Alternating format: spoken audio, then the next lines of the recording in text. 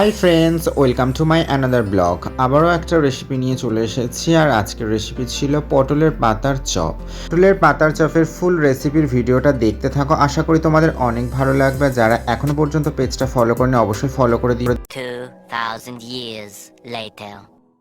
পটলের পাতার চপ বানানোর জন্য পটলের পাতা ভালো করে পেস্ট করা হয়েছে, মুসুরের ডাল পেস্ট করা হয়েছে, কুচানো লঙ্কা, স্বাদমতো চিনি, পেঁয়াজ কোচা আর রসুন বাটা, তার সাথে ছিল সামান্য মিট মশলা। এখানে মিক্সিং করার জন্য আমি সব কিছু নিয়ে নিয়েছিলাম। আর পটলের পাতার পেস্ট আমি যতটা নিয়েছিলাম তার ডবল নিয়েছিলাম মুসুর ডাল বাটা।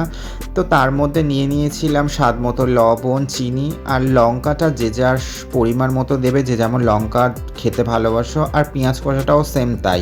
অনেকে পেঁয়াজ কোচা খেতে ভালোবাসে না, তো তার স্কিপ করে যেতে পারবে। আবার লাস্ট একটু মিট মশলা ছড়িয়ে পেস্টটাকে ভালো করে মেখে নিতে হবে। কাটা যত ভালো হবে চপটা ততটাই ফুলবে। তো কড়াইয়ের মধ্যে আমি এখানে তেল গরম বসিয়ে দিয়েছি। তো তার মধ্যে একে একে চপের মতো করে বড়াগুলো সব ছেড়ে দিয়েছি। বড়াগুলো তেলের উপরে দেওয়ার সময় মাথায় রাখতে হবে গ্যাসের ফ্লেমটা যেন লো টু মিডিয়াম ফ্লেমে থাকে। ওটা ভাজার সময় ভালো করে উল্টে পাল্টে ভেজে নিতে হবে যাতে ভিতরটা না কাঁচা থেকে যায়। তো ফাইনালি চপগুলো আমার ফ্রাই করা হয়ে গেছে। আর কালারটা কত সুন্দর দেখতে লাগছে। আমি এখানে চপটা যে জায়গাটা রেখেছিলাম তার আগে একটা টিস্যু পেতে নিয়েছিলাম, কারণ চপের মধ্যে যে তেলটা ছিল সেটা টিস্যুতে টেনে নিয়ে নেবে। আর তার ফলে কী হবে, চপটা অনেকটা সুন্দর টেস্ট লাগবে, তেল তেলে ব্যাপারটা থাকবে না। তো দেখো চপটা আমি তোমাদেরকে ভেঙে দেখাচ্ছি। বাইরেটা কত সুন্দর মুচমুচে হয়েছে আর ভিতরটা কত নরম।